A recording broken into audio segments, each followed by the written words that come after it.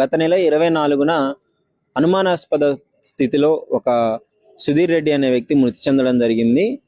ఆయన చనిపోయిన తర్వాత కంప్లైంట్ ఇవ్వడం జరిగింది. సో కంప్లైంట్ మాకు వాళ్ళ ఫ్యామిలీ కుటుంబ సభ్యులే కంప్లైంట్ ఇవ్వడం జరిగింది. సుధీర్ రెడ్డి ఇతని మీద చనిపోవడం వెనక మాకు అనుమానం ఉంది, భార్య మీద అనుమానం ఉంది అని చెప్పడంతో సో ఇప్పుడు వెలుగులోకి రావడం జరిగింది నిజాలు అనేవి ఏంటివి అని. భార్య ప్రసన్న చున్నీతో ఉరిదీసి సుధీర్ రెడ్డిని చంపినట్టుగా తెలుస్తుంది. చనిపోక ముందు 24న ఆయన చనిపోవడం జరిగింది.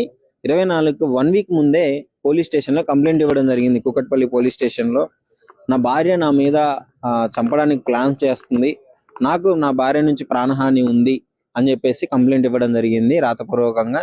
సో కంప్లైంట్ ఇచ్చిన వారం రోజులకే ఈ ఇన్సిడెంట్ జరగడం జరిగింది. చాలా ఆశ్చర్యంగా, అసలు ఇలాంటి ఇన్సిడెంట్లు అంటే గతంలో చాలా చూసాము.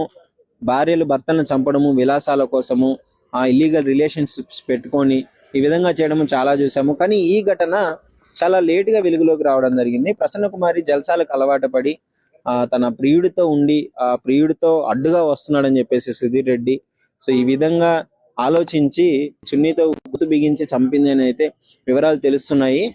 ఈ విధంగా చేసి మళ్ళీ ఏం తెలియనట్టు అనుమానాస్పదిలో చనిపోయాడు, నాకేం తెలియదు, పొద్దున్నే లేచేలోపు ఆయన చనిపోయి ఉన్నాడు అని చెప్పేసి మాట్లాడడం జరిగింది.